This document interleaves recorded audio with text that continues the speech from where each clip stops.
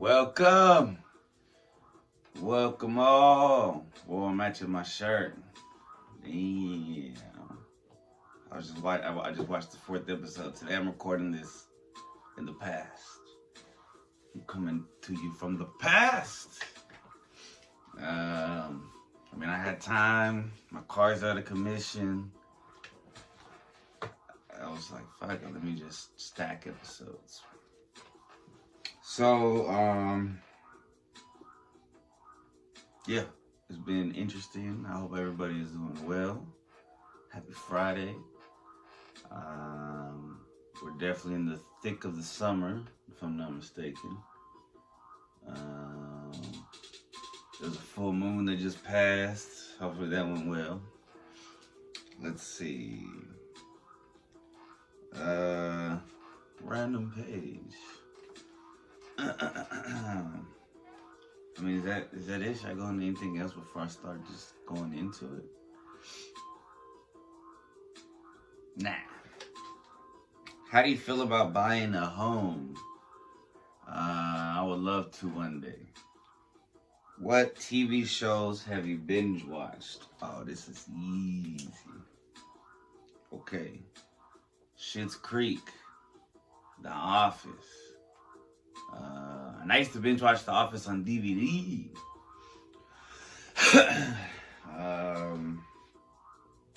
What else did I binge watch? Always Sunny in Philadelphia. I used to binge watch Brooklyn Nine-Nine.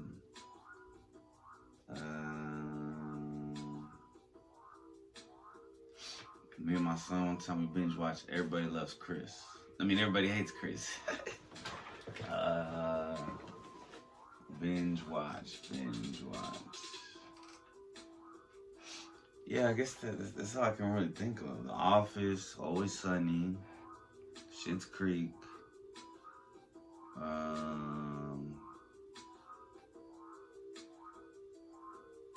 One time I binge watched like the Marvel movies, and I just watched them all in a row. That was kind of fun. All right, what do you think most jurors? No, wait. Do you think most jury people, can be impartial when presiding over a celebrity's trial? Ooh. Most jurors,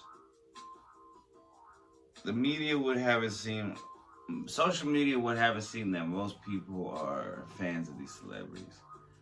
But in fact, I think that the people who would actually show up for jury duty and the people who are fans of these celebrities are not one and the same.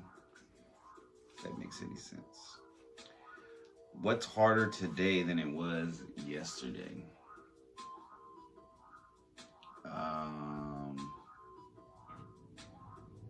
I don't want to complain, but I'm currently, let me just say my mental situation right now. I'm broke, no money. Food supplies running low. The zombies are coming. I am almost, by this time it should be a month that I've been off the drug that has inhabited my mind and soul for about at least 10 years. You know what I'm saying? The porn industry. So I'm getting off of that. I've been off of energy drinks again since I don't have a vehicle to drive to get them, nor do I have the money to purchase it. But I have my vision and my hearing and my seeing and... Wait, my seeing? That's my vision, Chris. I've been praying, having faith, cleaning.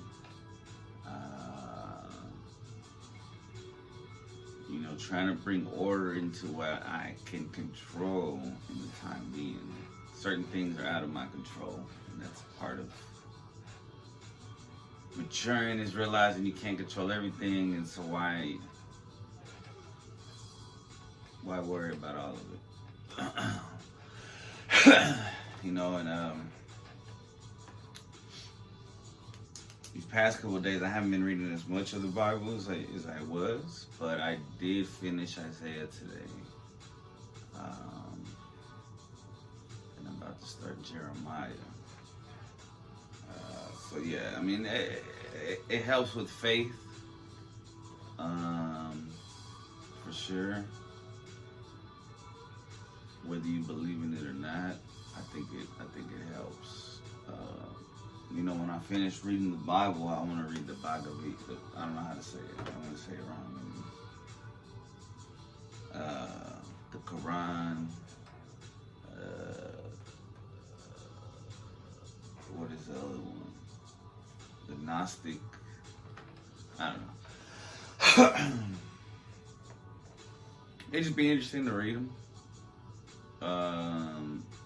You know, there's theory that Jesus studied with Buddhists and different things during his lifetime. So that's just a part of the universe and our existence that can help distract me from other distractions. And it's actually something that's like, I feel more whole studying it than the hours and days that I've wasted looking for the right video and edging and all that crazy shit.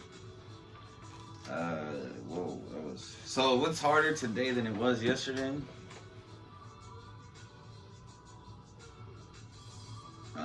Being without a vehicle.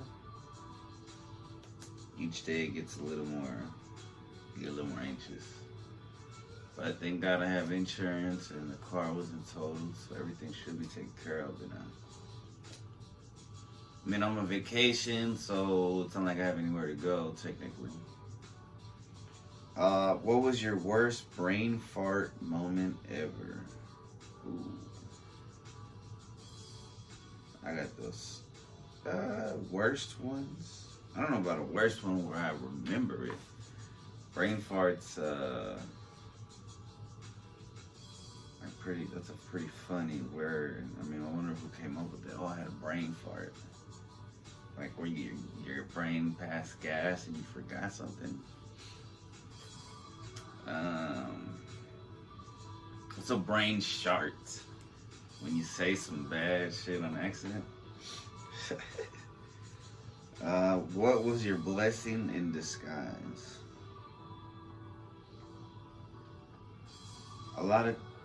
You never know, some things might be blessings. Like the fact that I got in that accident,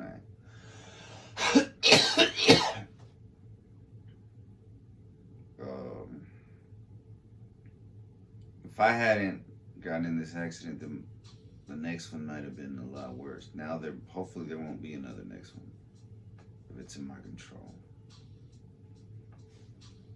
It's a lesson. Every L is a lesson. What keeps you interested in your goals or dreams?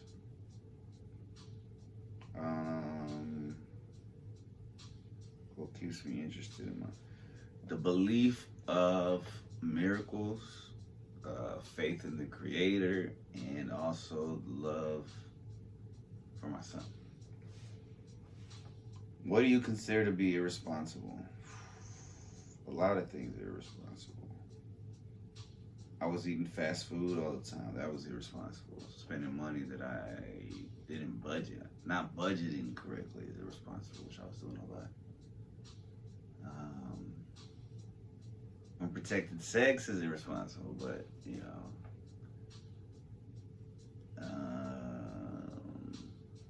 wasting time on porn or certain things that aren't adding any value to your life. I read something that really helped me. Like, if it's not adding to your life, you don't need it.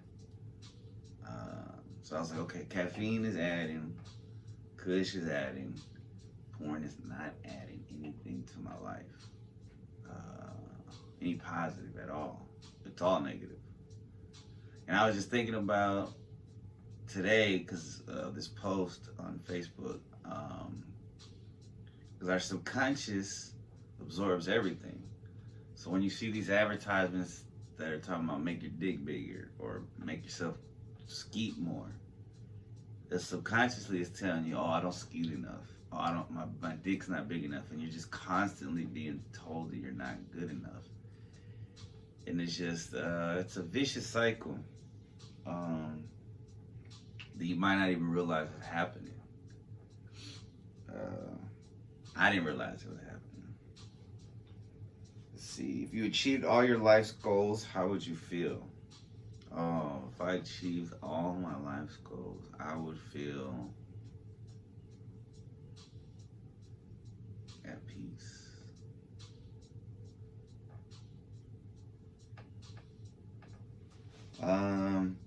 What do you think is your greatest contribution to society? I feel my son is a good contribution to society, and what I've done and how I've helped to raise him. It definitely takes a village, and by that I mean like family members, and thank God we have good family members on both sides, mom's side and my side, with good morals, you know, good faith. Besides that, maybe this, some of my music, yeah, maybe my teaching assistant job, because some of those kids do come from trauma and stuff, and I mean, when the kid tells you that they wish you were their dad, it's like, oh, well, heartbreaking. Do you think beauty pageants are degrading to women or harmless? Well, is there in between? It's either degrading or harmless. Can there be sometimes it can be, there's fucked up aspects of it. Some aspects of it are dope. Can there be a middle ground? 'Cause I'm definitely in the middle, you know. My sister was in a pageant, and I was the dude who walked with her when we were kids. And it was harmless. But then when you see the ones that are on the TV, when they get raunchy, I think those are, whether it's kids or adults. I mean, the kids one is way worse. Yeah, they're weird. They're definitely weird. But if it's interesting. You know, it's I don't know if it's degrading, because a lot of it's not degrading. It's not. But, man, we don't have those for guys. Handsome pageants, can you imagine? A handsome contest? Oh, I would lose, like, immediately. Ugh. What words do you always struggle to spell correctly? What's that word that I wrote down? Curiosity. Because I add letters to it. What was the other one that I used to? Curiosity's one. Because you would think that curious and you just add city at the end, but it's not. It changes the word. Would you rather be a news anchor, weatherman / woman, or an on-location reporter? They could have just said weather person. But again, this is 2019, so yeah, they could have said weather person. Who knows? I feel like maybe like a 50-year-old wrote a few pages, and then a 20-year-old wrote a few pages. Like, this is so amazing, because at one time it was like, where would you take your boot? Or some shit like that. Would you rather be a news anchor, weatherman, or woman? Or an on-location reporter? Okay, the on-location reporter, that always looks like it sucks. But then again, you don't have to be in the office. You get to move about. But the weatherman, people get mad at the weatherman. You don't really know what the fuck you're talking about if you're the weather. I mean, you're just saying what's... The weatherman's probably the cooler one. The news anchor is cool. But then you gotta say a bunch of bullshit. So I'll probably be the weatherman. Be like, it's gonna be hot today, people. Um, have you ever taken a horse-drawn carriage ride, and would you? Where? I would, but to where? I don't know. Maybe to Hogwarts for sure. Okay, let's see. So before I do, what was that?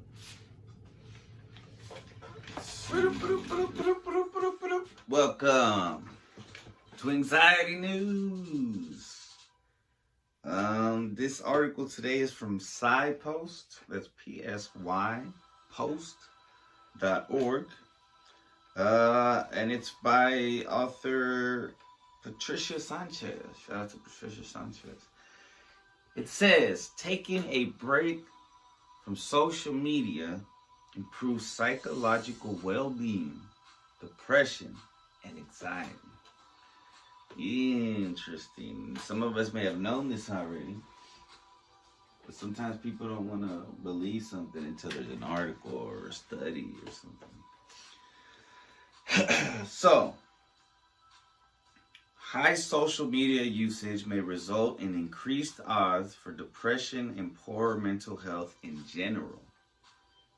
According to new research published in Cyber Psychology, Behavior and Social Networking, taking a 1-week break from social media platforms like TikTok may improve well-being and reduce symptoms of depression and anxiety. Some previous studies have shown participants to have better well-being and lower levels of loneliness and depression after taking a break. However, quote unquote, there is still currently a lack of studies examining the efforts of reducing use on well-being, depression, and anxiety, with studies calling for more experimental research, wrote study author Jeffrey Lambert and his colleagues.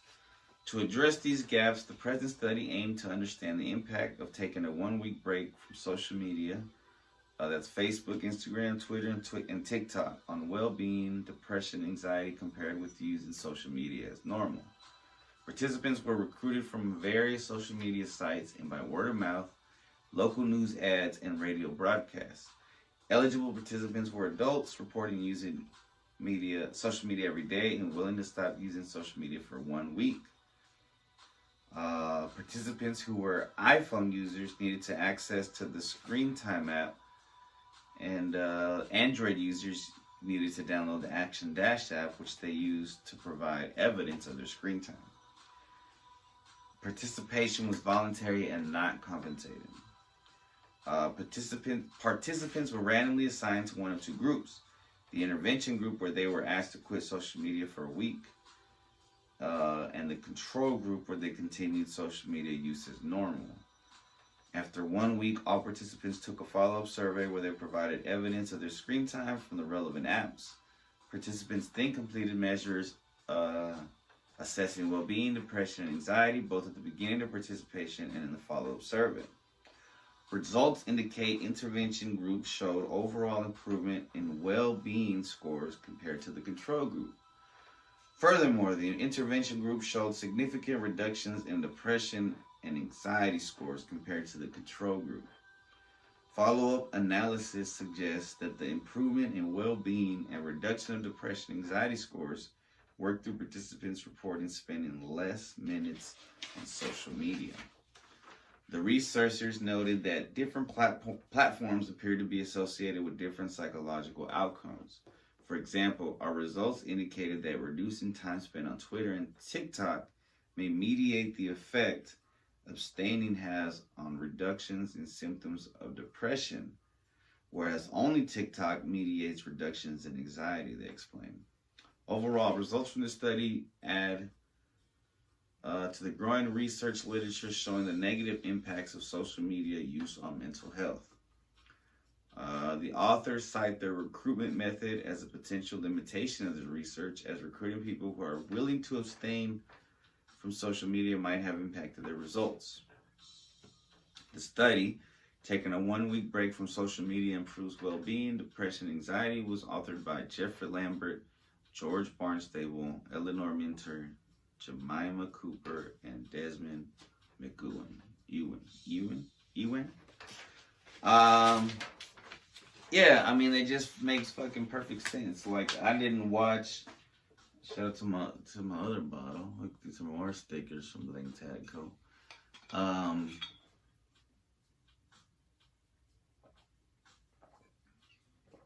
I didn't. What is it? The social. What is it? The social media conspiracy. I don't know. Where they talked about how it's designed for addiction. Anything designed for addiction um, is not going to be healthy for you. So yeah, and then just the fact, similar to the porn industry, like we're constantly comparing ourselves and being told that we're not good enough and we don't look good enough and we don't act good enough and we're not rich enough and we're not interested enough, and it's bullshit. That was a real fart right there, not a brain fart. All right. So yeah, I mean, it says take a break. That's very interesting. I mean, I'm getting off of a 20-year addiction to pornography, so maybe once I, kick this in the can like 100%, where I feel 100% sure that maybe I'll start, giving social media a break too, which will be kind of hard promoting, but I mean, I could just promote and leave. Post and leave. We'll see. Be right back. Let's see. All right. So, 2 days ago. I feel like it was 2 days ago. I was contemplating and stressing because I'm about to run out of, I'm just running on E on everything at the moment. I feel like, but I'm not. But I was feeling worrisome, anxious, and then I was looking out the window, and I saw a beautiful blue butterfly, which those are rare to me. I rarely see blue butterflies, and it was beautiful and big, and it was perfect. So I had to look it up. And the first one I saw is the one that I was like, yeah, that's the one. Blue butterflies have many positive associations. They can be a reminder to be at peace with your life and to feel calm and joy in your situation. As a precious color, a blue butterfly could be a sign to look for the value in your life. At the same time, a blue butterfly could suggest birth and rebirth as you cycle through a new phase in your journey. Blue butterflies could also point to faithfulness and reliability. Perhaps you play that role for others in your life, and the butterfly reaffirms that you are doing the right thing. Digest from experts.com says that blue butterflies can spiritually symbolize good news is coming your way. You can be at peace, reassured by this positive news. A stressful situation may be resolved. Blue butterflies are a symbol that you won't have to worry much longer. Excuse me. ButterflyInsight.com says that the blue butterfly is a symbol of spirit speaking through transformation and change. In some cultures, spotting a blue butterfly is thought to bring sudden good luck. Blue butterflies are also considered wish granters. Spotting a blue butterfly means that a wish one makes or made will come true. I'm more into prayers than wishes, and but I guess sometimes we wish without even realizing when we wish. Like, man, we hope everything goes good. Symbols and Synchronicity.com says that a blue butterfly represents the rebirth of the mind, and thereby the intellect, the imagination, and creativity. A blue butterfly reminds you that you have the capability to unlock the power of your mind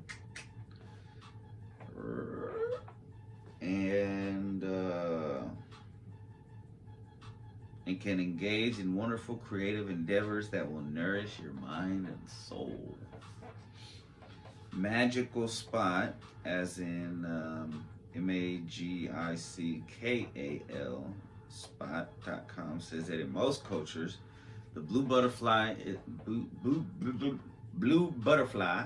is a symbol of acceptance, honor, joy, happiness, and high energy. Scholars who have researched everything about this type of butterfly mention that its name, morpho, means change, modification, transformation. The blue butterfly can symbolize the passage of time, change, and the meaning of life. Spiritualexperience.eu says that it is often a sign of life. They symbolize change and rebirth regardless of the color. Blue butterflies represent love. Blue is one of the fresh colors, so due to their colors, blue butterflies send us a vibration of joy and happiness. I definitely felt like, whoa, that's something. I was happy to see it. It was beautiful. Looking at them or holding them can calm us or help us meditate. ConsciousReminder.com says, in addition, the blue butterfly also symbolizes love, and blue is a fresh color, like we just said. As a result, the blue colored butterfly brings joyous and happy vibrations, as I already said. When we see them around us, we feel a sense of calm and peace. It also is considered lucky since they are rare in existence. And finally, MillersGuild.com says, a blue butterfly. Blue is often associated with tranquility. The appearance of a blue butterfly could signify your ability to maintain your composure, even through turbulent times. Everything happens for a reason, y'all. And every L is a lesson to be learned.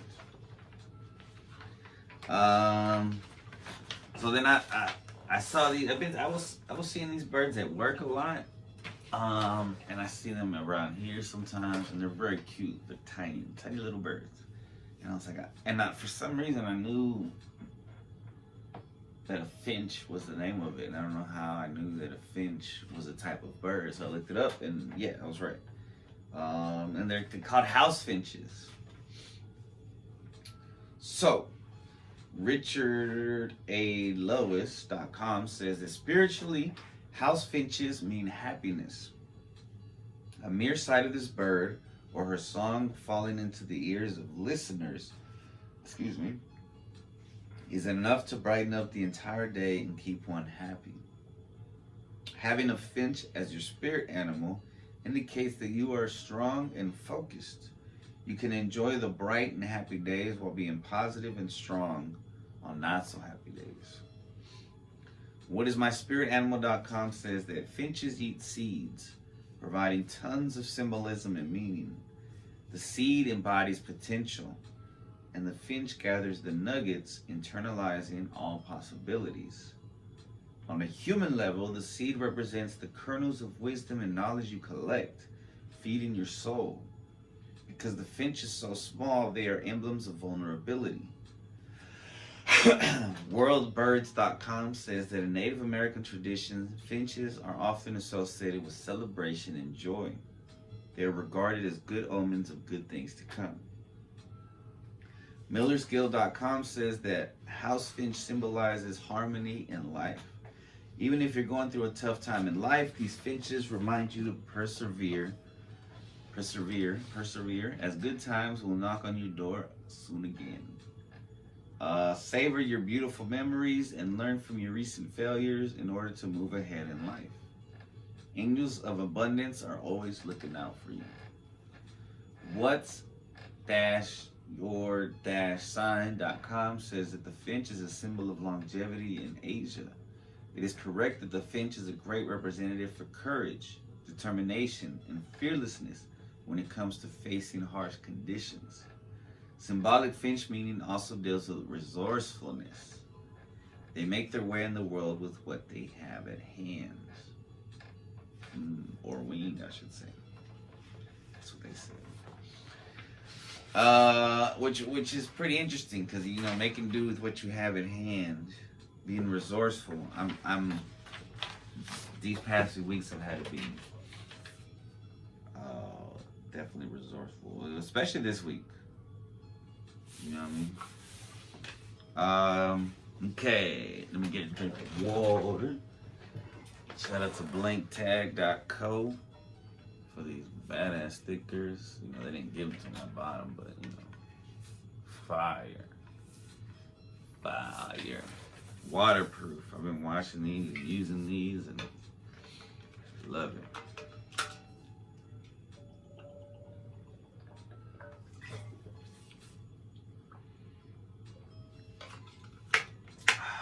And that Arctic, keeping it cold.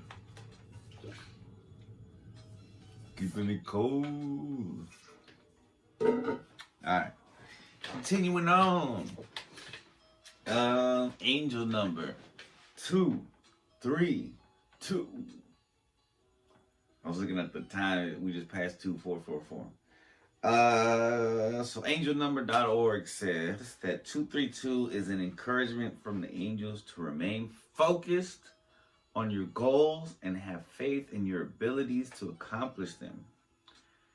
The number is a sign that the ascended masters and the angels are right by your side, giving you support in overcoming any obstacles you might encounter. The secret of the tarot.com says 232 bears the positive vibes associated with root number 7. It stands for joy, peace, happiness, and progress. It's important that you interpret this sign correctly if you hope to benefit from its benevolence. Your divine guides want you to understand that there's much good you can do for your community.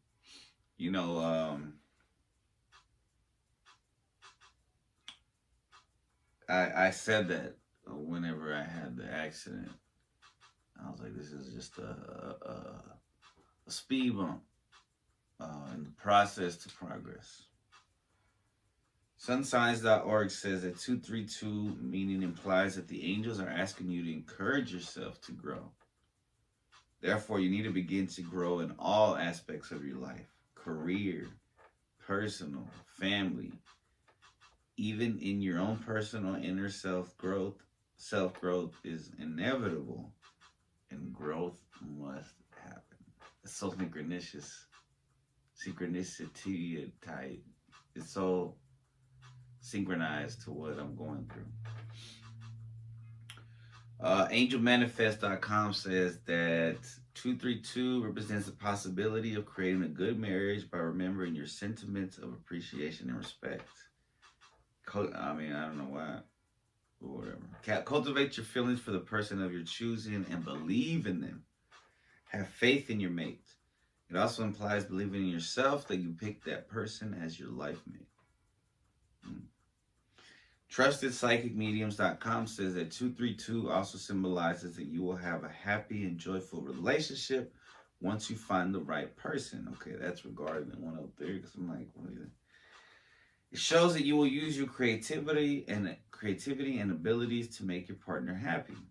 It also indicates that your inner wisdom will help you know what you should and should not do in your relationships. Can't make the same mistakes I made in the past. SpiritAnimalDreams.com says that angel number 232 carries a unique power that it derives from the numbers 2 and 3. You will notice that 3 is sandwiched between 2 and 2 in this angel sign. This means that this number has both an extroverted and introspective meaning in your life. The angels are telling you to be both cooperative as well as studious. Very interesting. Okay. So this next one, it flew over my head the other day, and it was big, and you could tell the difference between a crow and a raven. Ravens are bigger, and they're just more profound looking. They look like, wow. So Miller's Guild. Shout out to Miller's Guild. The raven is known for its intelligence, but it's also a bird associated with spiritual insight. Its appearance in your life may be encouraging you to take time for quiet contemplation. That may help you understand the situation you're facing and respond to it in the most effective way. WhatisMySpiritAnimal.com says, Raven's appearance most likely is an omen that something is about to transform your life. Whether positive or negative, total transformation is usually dramatic. And so, Raven Spirit can help guide you safely through the fray. Remember that Raven consumes the remains of other creatures, giving this bird additional symbolic value of cleansing. That's interesting because I'm cleansing my spirit and my soul, but I'm also trying to cleanse my surroundings. Meaning literally like just I haven't mopped this floor in forever. Like just certain things I've just been cleaning. SpiritAnimals.org. Having Raven as a spirit animal gives you the inner strength to move forward and deeply understand what your soul really craves. Characteristics and personality Ravens. Characteristics and personality. Period. Or semicolon or some shit. Ravens symbolize divine power and the ability to interpret the future at ease. Their nature is very complex and they possess different traits, such as versatility, mindfulness, and mysticity. The Fifth Element Life.com says that the raven is the spirit of intelligence, fate, and the cycle of life. When you are touched by its spiritual presence, you are being guided by a spirit of understanding beyond your comprehension, and your life is about to be transformed. Birdfeederhub.com says that the raven spirit reminds us to add creativity and ingenuity to our thinking to open up all the possibilities. They can also remind us that in situations where your emotions may be getting the best of you and blocking your ability to solve problems or make decisions, to step back and think critically and logically. When in elementary school, there used to be these signs everywhere. It's like stop signs, and the stop signs would say stop and think, and the message was stop and think before you do or say anything. I mean, can you imagine if we all did that? It'd be amazing. Okay, I'm gonna take a break. We'll be right back.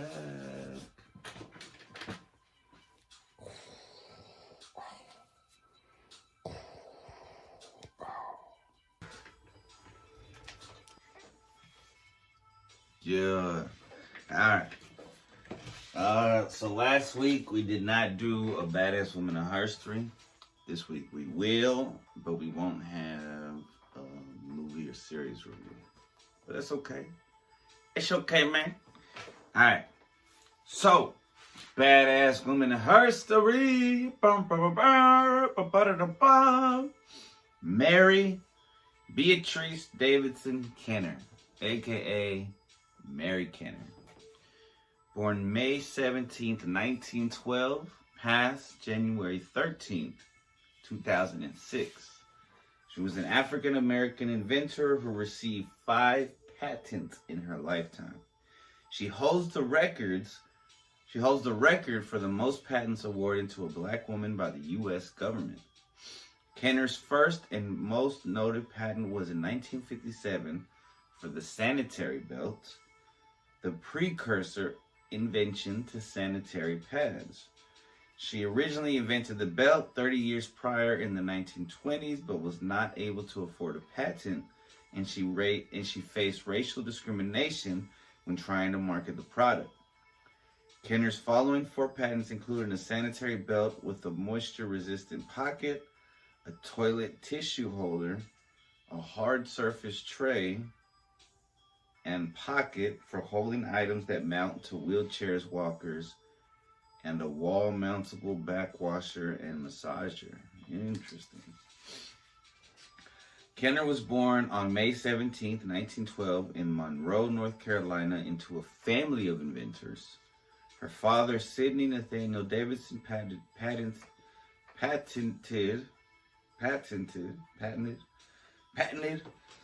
travel-sized clothing presser, and her maternal grandfather, Robert Fromberger, invented a tricolor light for signaling to trains and a stretcher on wheels for ambulances. Oh, wow.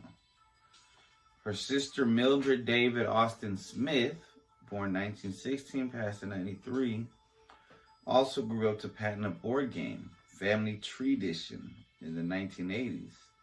This familial interest in inventing inspired Kenner from a very young age. At just 6 years old, she attempted inventing a self-oiling hinge for doors. She then went on to create other inventions throughout her childhood, such as a portable ashtray that can be attached to cigarette packs, and adding a sponge to the tip of an umbrella to soak up rainwater. Kenner graduated from Dunbar High School in 1931 and gained admission into Howard University. She attended school for a year and a half, but dropped out due to gender discrimination and financial difficulties. She then took on multiple odd jobs. In 1941, she became a federal employee for the remaining decade. In 1950, she became a professional florist and ran her flower shop into the 1970s while inventing things in her spare time.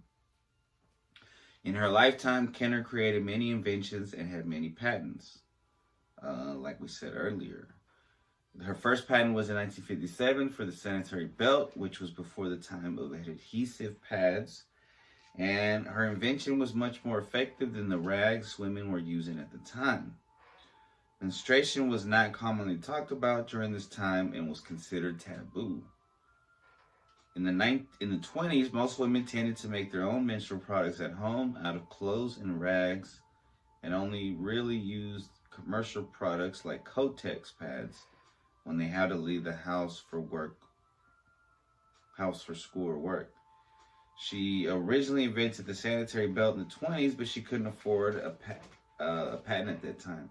She improved her primary version over time and was continually updating the invention. 3 years later, she filed another patent for a sanitary belt with a moisture-proof pocket, making it even more unlikely for blood to leak on the clothing. The goal of the sanitary belt was to prevent the leakage of menstrual blood on clothing, which was a common problem for women at the time that was left unsolved. The Sonnapack company heard of her invention in 1957 and was interested in producing her products. However, when they learned that she was African American, they were no longer interested. Idiots. Kenner described the situation in an interview saying, "One day I was contacted by a company that expressed an interest in marketing my idea. I was so jubilant. I saw houses, cars, and everything about to come my way. Sorry to say, when they found that I was black, their interest dropped." In 1976, Kenner patented an attachment for a walker or wheelchair that included a hard surface tray and a soft pocket for carrying items.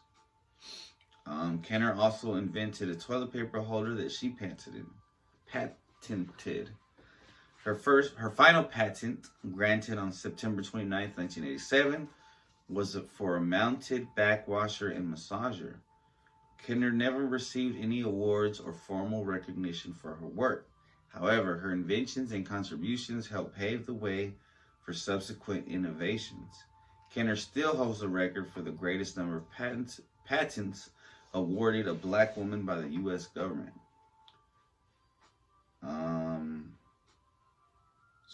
Like we said earlier, her sanitary belt inventions led to the evolution of menstrual products into the sanitary pad, which is currently still utilized today, continuously adapting to improve comfortability and leakage protection. She is regarded as the forgotten inventor who revolutionized menstrual products. While working as a federal employee, Kenner met her first husband, who was a soldier.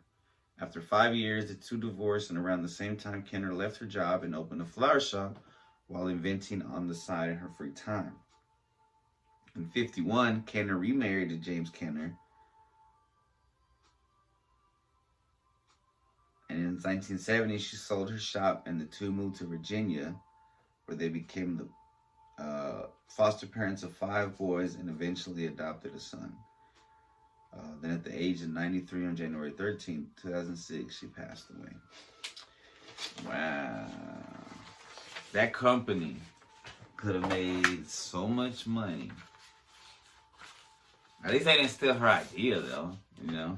They could have been like, hey, let's steal her idea. But I guess it was patented. Patented. Why is that word so hard to say? Patented. Patented. We'll be right back, folks. That's it, folks. We've arrived at the end of another beautiful episode. Of another beautiful day. Of another beautiful Friday. Of another beautiful week. Of another beautiful month. And another beautiful year. And another beautiful decade of existence. Everything is perfect. Finding the beauty in the imperfect is key. Alright, man, hold up. Yeah. I'm about to get loose. Fuck a truce. I'm coming through. Got the fucking deuce. What it do? What you call it? Sipping juice. I ain't an alcoholic, but I got a little whiskey in my cup, and I never really ever gave a fuck. I'm coming through, get ducked like a dog. You what, man? You suck. Get punked up, get punked out. I'm coming through, man. You about to get ducked out. Hopefully you don't stuck out, cause if you stick out, we about to get a pick out, get Rick out. Put your let me try another video.